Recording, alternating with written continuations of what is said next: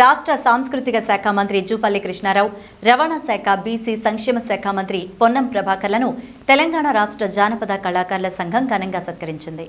రవీంద్ర భారతిలో తెలంగాణ భాషా సాంస్కృతిక శాఖ, సారిపల్లి కొండలరావు ఫౌండేషన్ సౌజన్యంతో తెలంగాణ రాష్ట్ర జానపద కళాకారుల సంఘం ఆధ్వర్యంలో ఈ ఆత్మీయ సత్కారం నిర్వహించారు. అంతకుముందు రాష్ట్రం నలుమూలల నుంచి వచ్చిన కళాకారులు ప్రదర్శించిన కళారూపాలు ఎంతగానో ఆకట్టుకున్నాయి. ఈ సందర్భంగా మంత్రులు మాట్లాడుతూ బీఆర్ఎస్ పాలనలో ప్రజల ఆకాంక్షలు, అమరవీరుల ఆశయాలు నెరవేరలేదంటూ ఆక్షేపించారు. కవులు, కళాకారులు తెలంగాణ ఉద్యమంలో ముఖ్య భూమిక పోషించారని, తెలంగాణ సమాజాన్ని సంఘటితం చేసింది కళాకారులేనంటూ పేర్కొన్నారు.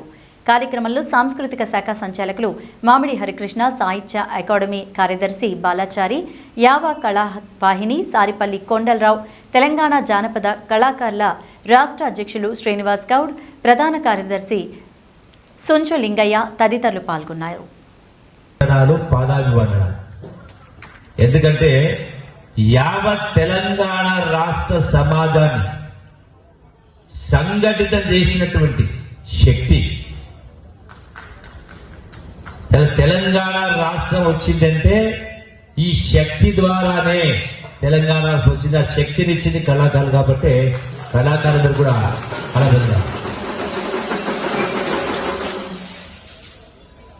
నాకు కూడా ఆనాడు మంత్రిగా రాజీనామా చేసి పాలమూరు జిల్లాలో పాదయాత్ర సందర్భంలో స్ఫూర్తినిచ్చింది, అలసట లేకుండా స్ఫూర్తినిచ్చి చేసింది కూడా ఈ కళాకారులు. అందుకనే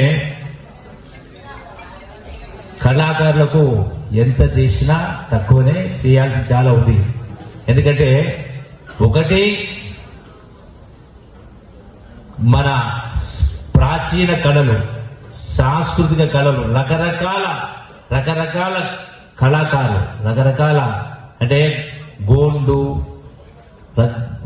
డిఫరెంట్ టైప్స్ ఆఫ్ ఆర్ట్స్ అనే కళలు వివిధ రూపాల్లో. కళాకారులను కాపాడుకోవడం ఒకటి, ప్రాచీన కళలను కాపాడుతో పాటుగా ఈ కళలు అనేది మన యొక్క ప్రాచీనంతో వచ్చిన మన సంపద, కళల సంపద. ఈ సంపదను కాపాడుకోవాల్సిన అవసరం ఉంది.